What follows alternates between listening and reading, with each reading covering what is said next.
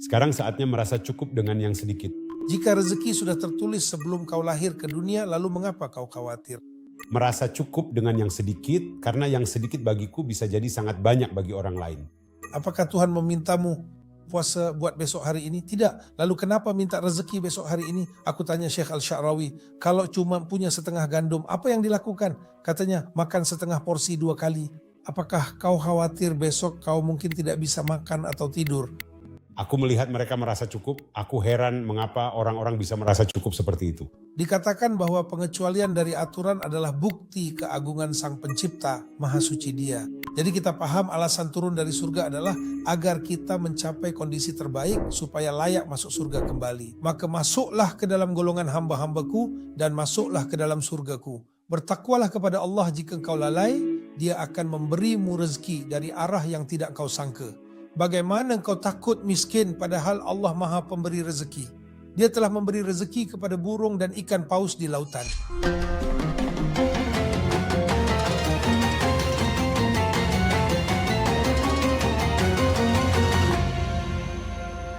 Segala puji bagi Allah Tuhan semesta alam yang menciptakan langit dan bumi dan memulai penciptaan manusia dari tanah. Kami memujinya, Maha Suci Dia. Maha tinggi Dia dengan pujian orang-orang yang bersyukur dan bertaubat. Kami berlindung pada cahaya wajahnya agar tidak termasuk golongan yang sesat dan lalai. Aku bersaksi tiada Tuhan selain Allah. Tiada sekutu baginya, Raja yang maha benar dan nyata. Dia menciptakan alam semesta untuk kita, namun kita sering lalai. Dia menurunkan nikmatnya, lahir maupun batin, namun kita justru terlena hingga melupakan Sang Pemberi. Dan aku bersaksi bahwa junjungan kita Muhammad adalah utusan Allah yang jujur, janjinya lagi terpercaya. Ya Allah, limpahkanlah selawat, salam dan berkah kepadanya serta kepada keluarga dan para sahabatnya semua. Adapun setelah itu dalam episode ketiga tentang takwa, kita berbicara tentang berbekallah dengan takwa. Berbekallah, sesungguhnya sebaik-baik bekal adalah takwa, dan bertakwalah kepadaku, wahai orang-orang yang berakal. Dan dalam episode ketiga ini, bersama Dr. Amr Fahmi. Selamat datang dokter, bertemu Anda. Tidakkah kau akan menyapa Abdul Khabir? Assalamualaikum, selamat datang. Assalamualaikum, selamat datang. Semoga Allah memuliakanmu, insya Allah. Sebenarnya kita ingin melanjutkan pembicaraan tentang takwa, dan takwa seperti yang telah kita bahas adalah takut kepada Yang Maha Agung dan beramal sesuai wahyu yang diturunkan. Sekarang saatnya merasa cukup dengan yang sedikit. Apa itu merasa cukup dengan yang sedikit?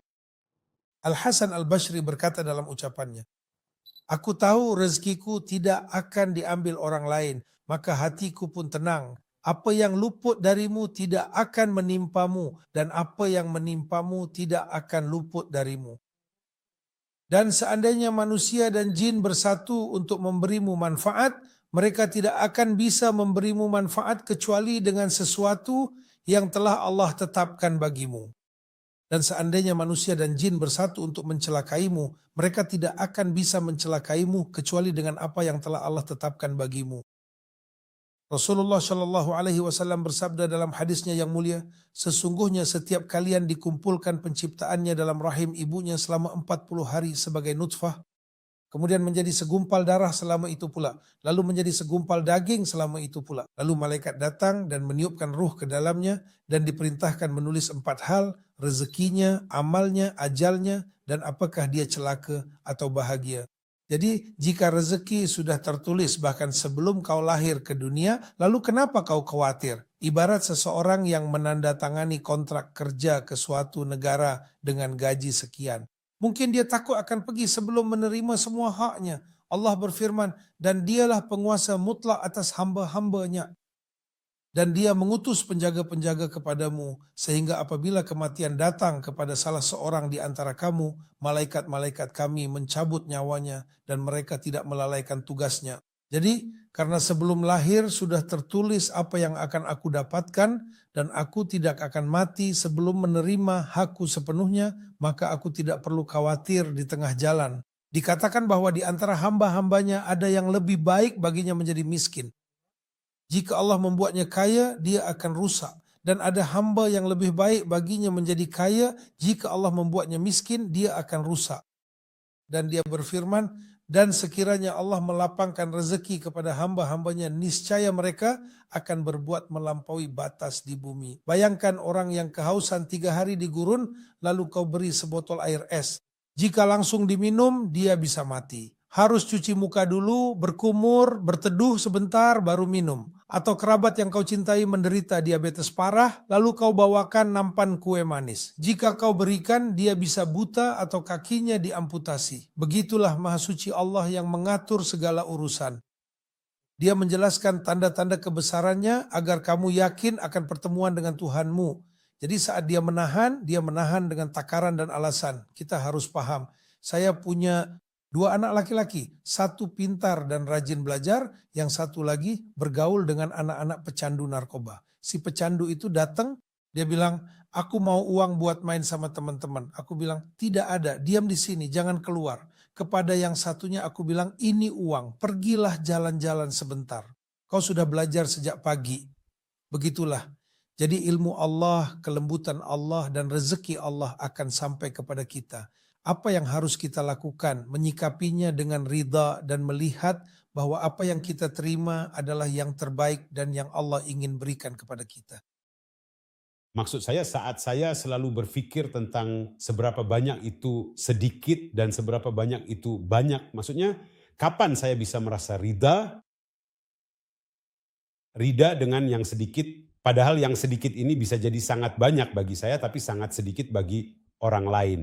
Jadi bagaimana seseorang menanamkan itu dalam dirinya? Maksudnya apa yang harus saya lakukan dalam hati agar saya bisa ridha dengan apa yang ada, entah itu banyak atau sedikit. Karena saya tahu itulah bagian saya. Karena itu sulit. Yang sedikit itu disebutkan karena sulit saat seseorang merasa puas ketika hanya ada sedikit. Tapi kalau ada banyak, yaitu bukan kepuasan namanya. Itu kekayaan. Tapi masalahnya adalah mata itu bisa merasa penuh, benar kan? Jadi orang itu merasa puas. Bisa saja dia punya satu kemeja tapi dia melihatnya sebagai banyak hal. Dan bisa saja dia punya 1000 kemeja tapi tidak melihatnya, merasa itu sedikit. Anda dalam hidup Anda selama waktu singkat Anda tinggal di Mesir. Apakah Anda melihat orang Mesir punya rasa puas atau mereka serakah atau ingin punya banyak hal atau bagaimana Anda melihat mereka? secara umum saya melihat mereka merasa puas. Maksud saya di semua tingkatan. Dan saya dulu merasa heran bagaimana orang-orang bisa begitu puas dengan rezeki mereka. Dan apakah itu bermasalah dengan ambisi? Apakah ada masalah jika seseorang punya ambisi yang besar tapi dia tetap merasa puas di saat yang... Sama, karena itu adalah kondisi di dalam hati. Kepuasan itu ada di dalam hati. Iya benar kok, memang begitu. Karena Anda mungkin punya ambisi, seperti misalnya ingin mencapai sesuatu, tapi Anda tidak terikat pada hasilnya. Anda merasa benar-benar puas, mau apapun hasilnya nanti. Anda bekerja, Anda berusaha, oke. Jadi Anda tidak mengaitkan pekerjaan dengan hasilnya dan itu memberi Anda rasa puas. Jadi ada seorang pria asal Prancis yang bekerja di kereta bawah tanah. Dia masuk Islam saat melihat orang-orang menerima upah di akhir pekan, lalu datang di minggu berikutnya dengan bahagia, mengiris bawang dan makan sepiring kacang. Dia bertanya, apa kalian punya uang di bursa saham? Mereka bilang, bursa apa? Apa kalian punya uang di bank?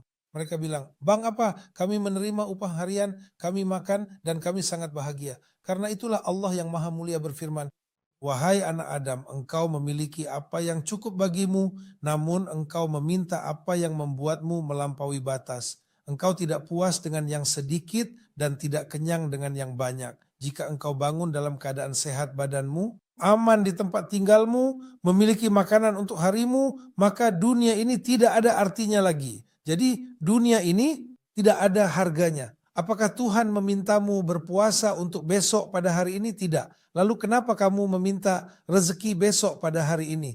Kamu bilang, aku bekerja untuk menjamin masa depan anak-anak. Apa kamu tahu apa yang akan terjadi pada anak-anak itu? Kamu tahu kisah sapi dalam surah Al-Baqarah? Di Institut Dakwah mereka mengajarkan kami kaidah fikih yang berbunyi, barang siapa menyegerakan sesuatu sebelum waktunya, ia dihukum dengan tidak mendapatkannya. Tidak ada warisan dalam 3 hal. Yang pertama adalah pembunuhan. Maksudnya pamanmu kaya lalu kamu membunuhnya agar dapat warisan lebih cepat. Lupakan soal kamu akan dipenjara seumur hidup. Apakah kau akan mewarisi? Tidak, karena kau membunuh dan terburu-buru sebelum waktunya. Ada orang-orang Bani Israel yang membunuh paman mereka lalu membuang mayatnya ke orang lain demi mendapatkan uang tebusan. Baik, mereka lalu pergi ke Nabi Musa, beliau berkata, sembelih seekor sapi. Seperti apa? Tidak tua, tidak muda, pertengahan, akhirnya mereka memilih satu sapi. Sapi ini milik pria baik yang punya anak kecil, istri, dan seekor anak sapi. Dia khawatir jika meninggal orang-orang akan menginginkan anak sapi itu menikahi istrinya dan menyusahkan anaknya. Maka dia membawa anak sapi itu ke padang gurun dan berdoa, "Ya Allah, aku titipkan ini kepadamu. Maka kembalikanlah ia kepada putraku saat dia dewasa." Dia pulang ke rumah. "Mana anak sapimu?" "Aku menitipkannya kepada Allah di tempat itu. Jika anak itu besar, beritahu dia." Lalu pria itu meninggal. Anak itu tumbuh besar tanpa warisan dari ayahnya. Ibunya berkata, "Ayahmu menitipkan satu-satunya anak sapi kita kepada Allah." Ia bertanya di mana, tapi ibunya hanya menjawab samar. Ia pun berdoa, "Ya Allah, ayahku menitipkan sesuatu kepadamu." Sapi itu pun datang lalu dijual seharga emas dan ia menjadi pewaris ayahnya. Bukan orang-orang lain itu. Ada orang yang percaya pada Ar-Rahman dan ada yang menaruh uangnya di Al-Rayyan meskipun generasi sekarang mungkin tidak tahu apa itu Al-Rayyan dan segala yang ada di atasnya akan binasa. Jadi intinya adalah kepercayaan dan keyakinan bahwa Allah adalah sang pemberi rezeki yang maha kuat lagi kokoh. Aku akan memberi rezeki kepada yang tak berdaya seperti yang kita katakan. Hingga para pengatur siasat pun terheran-heran. Allah bisa memberi rezeki kepada siapa saja. Karena itulah dikatakan bertawakallah kepada Allah dengan sebenar-benarnya tawakal seperti tawakalnya burung. Pergi di pagi hari dalam keadaan lapar dan kembali di sore hari dalam keadaan kenyang. Burung itu keluar di pagi hari dari sarangnya dengan lapar dan kembali di akhir hari dalam keadaan kenyang dan membawa makanan lebih di paruhnya untuk memberi makan anak-anak burung. Jadi yang terpenting seperti kata Abdo, kau bilang kemiskinan dan kekayaan itu relatif. Benar. Mari kita asumsikan ada 8 miliar manusia. Tiada Tuhan selain Allah. Maka kita punya 8 miliar tingkatan rezeki. Jika kita mengecualikan orang terkaya di dunia dan orang termiskin di dunia, sisa dari 8 miliar manusia dikurangi 2 itu, pasti ada seseorang yang lebih kaya darinya dan seseorang yang lebih miskin darinya. Jadi jika kau melihat ke bawahmu dan selalu hidup satu tingkat di bawah, karena setelah beberapa tahun kau akan naik. Jadi daripada hari ini kau berada di tingkat ini tapi ingin hidup di tingkat itu, tidak, hiduplah di tingkat ini. Setelah beberapa tahun kau akan naik dan mencapai apa yang kau inginkan, tapi setahun atau 2 tahun kemudian. Jadi jangan terburu-buru untuk naik. Begini Pak, sebenarnya saya melihat hal ini karena Anda tidak perlu melihat ke atas atau ke bawah. Cukupkan diri dengan apa yang ada, syukuri dan merasa cukup dengannya, dan merasa cukup. Dan selama saya berserah diri kepada Allah Subhanahu wa Ta'ala, maka dialah yang mengatur segalanya untukku dan memberiku apa yang kubutuhkan bahkan lebih. Dan selalu Pak, jika Anda perhatikan saya selalu bertanya, apakah Anda yang mengatur masa lalu hingga bisa mengatur masa depan? Tanyakan padanya.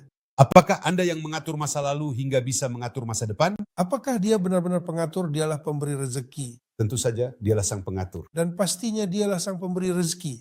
Maksudnya seringkali Anda tidak bekerja tapi tetap bisa makan, minum, dan tidur. Apakah Anda khawatir besok mungkin ada hari di mana Anda tidak bisa makan atau tidur? Pernahkah pikiran itu terlintas dan mengganggu Anda? Tentu saja mungkin. Sayang sekali Abdullah. Sudah latihan keras, ini sudah level dewa. Seharusnya level dewa ini langsung paham. Maksudnya mari kita lihat orang-orang saat ini. Hari ini dengan segala gejolak dunia dan masalah yang terjadi seperti COVID dan lainnya, serta kejadian-kejadian di negara-negara tetangga. Dan mulai ada tekanan pada ekonomi di Mesir. Apa yang akan kita lakukan? Lalu besok apa yang akan kita lakukan? Lakukan satu hal, yaitu bersatu padu seperti yang dikatakan Presiden. Jika ada retakan dan celah di dinding bagian dalam, bangunan itu akan runtuh. Tetapi jika kita saling mencintai dan tidak beriman salah seorang di antara kalian hingga ia mencintai saudaranya seperti mencintai dirinya sendiri, maka kita paham alasan turun dari surga agar mencapai sebaik-baik bentuk supaya layak masuk surga. Masuklah ke dalam golongan hamba-hambaku dan masuklah ke dalam surgaku. Adam berada di surga dan Allah berfirman kepada setan, sujudlah. Dia berkata, aku tidak akan sujud. Dia berkata, aku tidak akan keluar. Dia berkata, beri aku waktu sampai hari kebangkitan. Allah menjawab, kamu termasuk yang diberi waktu. Karena engkau menghukumku, aku akan menghalangi mereka dari jalanmu. Kepada Adam dikatakan, maukah aku tunjukkan pohon keabadian dan kerajaan yang tak binasa? Tidakkah kamu ingin punya banyak hal? Saat mereka merasakan buah pohon itu, tampaklah aurat mereka dan mereka menutupi dengan daun surga. Kami berfirman, turunlah. Sebagian menjadi musuh bagi yang lain, dan di bumi ada kediaman serta kesenangan sampai waktu yang ditentukan. Agar bisa kembali lagi ke surga, masuklah ke dalam golongan hamba-hambaku dan masuklah ke dalam surgaku. Maka haruslah tidak beriman salah seorang di antara kalian hingga ia mencintai saudaranya seperti mencintai dirinya sendiri. Seorang muslim bagi muslim lainnya bagaikan satu bangunan yang kokoh yang saling menguatkan satu sama lain. Seorang muslim bagi muslim lainnya bagaikan satu tubuh. Jika satu anggota tubuh sakit, maka seluruh anggota tubuh lainnya ikut merasakan tidak bisa tidur dan demam. Apa artinya? Artinya jika ada duri menusuk jari kakimu dan terjadi infeksi, kamu akan merasa pusing, kepalamu terasa berat, lelah dan tidak berdaya. Jadi orang-orang harus saling peduli satu sama lain. Pernah saya tanya Syekh Al-Sya'rawi, kalau gandum cuma setengah bagaimana? Katanya, makan setengah porsi dalam waktu 2 kali lipat. Kunyah yang lama. Kita makan lebih banyak dari yang seharusnya kita makan. Puasa adalah kesempatan melatih diri hidup sederhana karena nikmat tak kekal. Lalu kalau stok makanan di toko-toko tidak cukup, apa yang harus kita lakukan? Ambil setengahnya saja. Kita berhemat. Dan berhemat. Dan berusaha. Kenapa?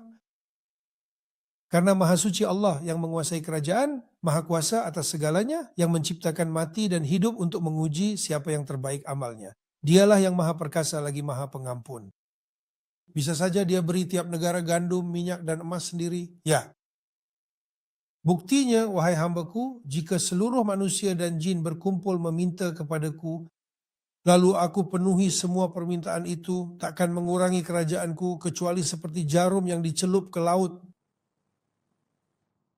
Jadi apakah kurangnya sumber daya berarti sang pemberi itu kikir? Tidak. Untuk menguji siapa di antara kamu yang terbaik amalnya, dia ingin melihat sikap kita saat menghadapi kesulitan ini.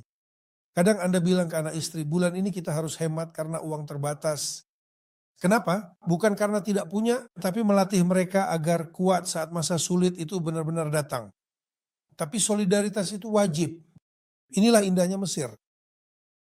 Di Mesir tak ada orang yang tidur kelaparan. Di Mesir pasti ada kerabat, orang yang peduli siapapun itu. Solidaritas dan cinta ini adalah wujud nyata iman dan amal saleh. Sebab iman pada takdir baik maupun buruk adalah bagian inti dari keimanan. Iman itu kan bisa naik dan turun. Seseorang bisa beriman di pagi hari dan ingkar di sore hari. Rukun iman ada 6. Allah, malaikat, kitab, rasul, hari akhir, dan takdir baik serta buruk. Kalau tidak percaya Allah, ya sudah, tidak masalah. Tapi kalau percaya Allah, otomatis percaya Jibril dan Mikail. Otomatis percaya Isa, Muhammad, dan Nuh alaihimussalam.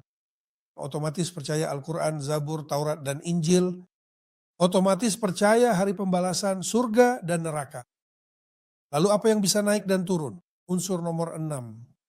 Takdir, baik maupun buruk, manis maupun pahit. Jika diberi, mereka merasa puas. Tapi jika tidak diberi, mereka pun mengeluh. Bagaimana Anda bisa berserah diri sepenuhnya kepada Allah yang maha melihat hambanya? Ya Tuhan, Engkau tahu, Engkaulah sang pemberi rezeki dan bisa memberi kapan saja. Engkau kurangi, Engkau kurangi. Orang-orang takut perang nuklir, krisis pangan, kelaparan, kekeringan, perang air, dan segala macam ketakutan lainnya. Pertama-tama Israel itu bekerja untuk Tuhan yang maha mulia, bukan untuk siapapun yang lain. Siapapun yang mengira Israel menerima perintah dari orang lain, berarti dia tidak mengerti apa-apa. Dia telah menetapkan ajalmu, kapan kau lahir dan kapan kau akan mati. Berapa banyak napas yang kau hirup, berapa banyak langkah yang kau ambil. Dan jantungmu akan, dialah Allah, maaf saja. Jika kau menganggapnya tidak ada, itu terserah padamu. Jika kau tidak punya rasa malu, maka berbuatlah sesukamu. Dan ingatlah, doa itu dapat mengubah takdir. Jika bukan karena orang tua yang rukuk, bayi yang menyusu, dan hewan yang merumput, niscaya azab akan ditimpakan kepadamu.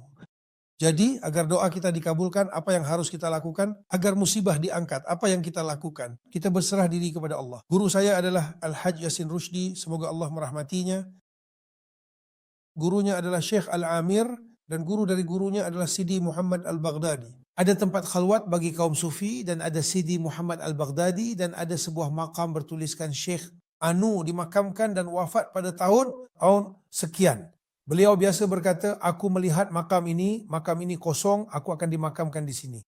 Syekh Al-Baghdadi wafat dan dimakamkan di tempat lain. Saat mereka membangun Jalan Salah Salem, jalan itu akan melewati makam Sidi Muhammad Al-Baghdadi. Saat itu Husin Al-Syafi'i, wakil Gamal Abdel Nasser, menjabat sebagai wakil presiden. Semoga Allah merahmati mereka semua. Dia mendatanginya dan berkata, kami meminta izin kepada murid-murid Syekh untuk memindahkan jenazah Syekh. Mereka berkata kepadanya, dengar, guru kami dulu bilang Masjid Baibars ini kosong dan aku akan dimakamkan di sini. Jadi mari kita buka masjidnya. Kalau kosong, beliaulah yang paling berhak dimakamkan di sana. Kalau ada syekh lain dimakamkan di sana, berarti guru kami bukan siapa-siapa, silakan makamkan dia di mana saja. Lakukan apapun yang kalian mau. Makam itu dibuka, ternyata kosong, lalu dipindahkan malam hari. Husain Al-Syafi'i mengawasinya dan sekarang ada di sini. Kenapa Haji Yasin Rushdi menceritakan ini? Karena Sidi Muhammad Al-Baghdadi saat beliau mengajar di masjid, ada seorang pria yang sedang menganyam daun palem membuat sangkar duduk di pintu masjid. Pria di luar itu berkata, ya Tuhan, lalu tersentak. Syekh Al-Baghdadi berkata, ya pelindung, ya pelindung. Setiap kali dia berkata, ya Tuhan, beliau tersentak. Syekh Al-Baghdadi berkata apa? Ya pelindung, ya pelindung. Suatu hari, dalam sebuah pertemuan santai dengan Syekh, salah satu murid bertanya kepadanya, wahai tuanku, mengapa ketika pria di luar itu berkata, ya Tuhan, Anda berkata, ya pelindung, ya pelindung? Beliau berkata, wahai anakku, sesungguhnya pria ini melihat musibah turun kepada penduduk bumi dari langit. Maka dia berkata, ya Tuhan, lalu Allah menghentikan musibah itu. Dan aku berkata, ya pelindung, karena takut sebagian darinya akan mengenaku. Sesuatu yang melayang, serpihan yang melayang lalu mengenaku. Jadi mereka adalah orang-orang yang memiliki keyakinan, yaitu para wali Allah yang saleh. Ingatlah sesungguhnya wali-wali Allah itu tidak ada kekhawatiran terhadap mereka dan tidak pula mereka bersedih hati, yaitu orang-orang yang beriman dan mereka selalu bertakwa. Bagi mereka berita gembira di dalam kehidupan dunia dan di akhirat. Jadi ada para wali dan ada para pecinta Allah. Ada orang-orang yang berinteraksi dengan Allah. Ada orang-orang yang merasakan bahwa Allah itu nyata. Dia memberiku anak-anak, ya Tuhan berkatilah anak-anakku. Ya Tuhan, aku salat dan puasa karena aku mencintaimu, karena aku merindukanmu, agar aku bisa dekat denganmu. Dan bumi seluruhnya dalam genggamannya pada hari kiamat. Maka ketika dia berfirman dan mereka tidak mengagungkan Allah dengan pengagungan yang semestinya, dan langit digulung dengan tangan kanannya, maka kita tahu bahwa semuanya ada dalam genggaman Allah dan dalam kekuasaan Allah. Pernah ada sebuah ceramah tentang 5 orang, 1 Muslim, 1 Kristen, 1 Yahudi, 1 Buddhis, 1 Hindu. Dan aku diminta untuk memberikan sambutan tentang Islam. Ada 500 orang yang hadir, tidak ada satu pun yang bergeming dari seluruh penjuru dunia. Jadi saya mulai dengan itu, wahai manusia, sesungguhnya kami telah menciptakan kamu dari seorang laki-laki dan seorang perempuan. Dan menjadikan kamu berbangsa-bangsa dan bersuku-suku. Supaya kamu saling kenal mengenal. Saling kenal mengenal ini mengandung apa? Di dalamnya ada pemberian kebaikan, berbuat baik. Dan di dalamnya ada pengetahuan, ada rasa syukur, ada adat istiadat, dan ada wawasan, ada ilmu pengetahuan. Jadi dengan satu kata dalam Al-Quran, Tuhan menciptakan kita karenanya agar kita saling melengkapi, agar kita saling membantu. Bukan berarti saya bilang, saya tidak mau lihat bagian ini ada orang lain di dalamnya, saya mau ambil sendiri, itu tidak boleh. Tidak boleh, padahal kamu punya segalanya karena dia bisa saja menenggelamkanmu ke dalam bumi, dia bisa saja menurunkan petir dari langit padamu, dia bisa saja membuat badai salju yang membuatmu menggigil, listrik padam dan orang-orang mati. Itu pernah terjadi sebelumnya? Maksudnya terlepas dari itu kita katakan hingga apabila bumi itu telah sempurna keindahannya dan berhias dan pemilik-pemiliknya mengira bahwa mereka pasti menguasainya, tiba-tiba datanglah azab kami. Jadi ketika orang-orang menjadi sangat sombong, mereka diberitahu tidak, tunggu dulu, sudah cukup sampai di sini. Dan apa? ketahuilah bahwa Tuhan semesta alam akan campur tangan. Dia menyebutnya ibu pertiwi atau alam seperti yang kamu katakan. Tapi itu menunjukkan bahwa Tuhan itu cemburu. Cemburu jika orang-orang berbuat zalim dan merasa bahwa mereka telah berbuat sebaik-baiknya. Katakanlah, apakah kami akan beritahukan kepadamu tentang orang-orang yang paling merugi perbuatannya? Yaitu orang-orang yang telah sia-sia perbuatannya dalam kehidupan dunia ini. Sedangkan mereka menyangka bahwa mereka berbuat sebaik-baiknya. Kami adalah golongan Allah, kami adalah orang-orang yang diberi taufik. Kami adalah orang-orang yang menang, lalu mereka menindas orang-orang miskin. Padahal Isa alaihissalam berkata, jangan ada yang menyakiti siapapun. Jangan ada yang membunuh siapapun, jangan ada yang mencuri dari siapapun, jangan lakukan ini dan jangan lakukan itu. Tetapi setan apa? Menjadikan terasa indah baginya perbuatan buruknya, lalu dia menganggapnya baik. Demikianlah, dan Allah yang Maha Tinggi lebih mengetahui. Jadi kalau begitu merasa cukup sendiri. Merasa cukup dengan Allah bukan merasa cukup sendiri. Merasa cukup sendiri itu artinya kamu ingin sombong, tetapi cukuplah Allah sebagai pelindung dan cukuplah Allah sebagai pembuat perhitungan. Tuhan adalah kekasihku dan Dia tahu apa yang akan memperbaikiku dan akan memberiku sesuai kemampuanku. Bahkan dalam penyakit, ketika Dia membuat seseorang menderita diabetes, dikatakan bahwa pengecualian dari aturan adalah bukti kesempurnaan ciptaan, maha suci Allah. Karena jika semua orang tidak pernah sakit, mereka akan bertanya, mengapa kita butuh Tuhan? Tapi tidak, Dia membuat seseorang kekurangan insulin, kadar gulanya naik, lalu Dia berkata, tidak, mari kita berusaha. Jadi kalau begitu merasa cukup dengan Allah Subhanahu wa Ta'ala. Jadi sejauh ini dalam hal takwa, kita telah berbicara tentang rasa takut kepada Yang Maha Agung dan beramal sesuai wahyu. Dan ridha dengan yang sedikit, dan dalam ridha dengan yang sedikit kita katakan bahwa apa yang diberikan Tuhan itu adalah hal terbaik bagimu, Dialah yang mendatangkan kebaikan untukmu. Bismillah Masya Allah, tidak ada yang mendatangkan kebaikan kecuali Allah. Bismillah Masya Allah, tidak ada yang menjauhkan keburukan kecuali Allah. Bismillah Masya Allah, segala nikmat berasal dari Allah. Bismillah Masya Allah, tiada daya dan kekuatan kecuali dengan pertolongan Allah. Terkadang Allah Subhanahu wa Ta'ala memberi kita ujian untuk melatih kekuatan kita dan melihat apa yang akan kita lakukan. Dia berfirman dalam surah Al-Hadid, tiada suatu bencana pun yang menimpa di bumi dan tidak pula pada dirimu sendiri melainkan telah tertulis dalam kitab. Melainkan telah tertulis dalam kitab sebelum kami menciptakannya. Sesungguhnya yang demikian itu mudah bagi Allah, agar kamu tidak berduka cita terhadap apa yang luput darimu dan tidak pula terlalu gembira terhadap apa yang diberikannya kepadamu. Dan Allah tidak menyukai setiap orang yang sombong lagi membanggakan diri. Maka Allah Subhanahu wa Ta'ala berfirman bahwa musibah ini tidak hanya tertulis dan ditakdirkan tetapi juga memiliki pengaruh. Itu bahkan akan membuatmu tidak merasakan rasa asin maupun rasa manis. Maka segala sesuatu di atas tanah adalah tanah. Jadi sedikit yang Dia berikan itu untuk melihat, apakah kamu menganggap dunia ini berharga atau tidak. Ya Allah, limpahkan selawat kepada Nabi Muhammad, keluarga dan sahabat. Nanti kita bahas strategi. Bagaimana kalau kali ini kita bicara sedikit tentang rezeki juga? Tentu saja. Bertakwalah kepada Allah jika kamu lalai, niscaya rezeki akan datang kepadamu dari arah yang tidak disangka-sangka. Bagaimana mungkin kamu takut miskin sedangkan Allah Maha Pemberi rezeki? Dia telah memberi rezeki kepada burung dan ikan di laut. Siapa yang menyangka rezeki datang karena kekuatan, maka burung pipit takkan bisa makan bersama elang. Dunia ini akan fana karena kamu tidak tahu jika malam telah tiba. Apakah kamu akan hidup sampai fajar? Betapa banyak orang sehat mati tanpa sebab dan betapa banyak orang sakit hidup untuk waktu yang lama. Betapa banyak pemuda yang tertawa di sore dan pagi hari padahal kain kafannya sedang ditenun di alam gaib sementara dia tidak menyadarinya. Meski hidup 1000 atau 2000 tahun pasti akan tiba harinya kamu melangkah menuju liang kubur. Ya Allah, perbaikilah akhir hidup kami dan jadikanlah hari terbaik kami adalah hari saat bertemu denganmu.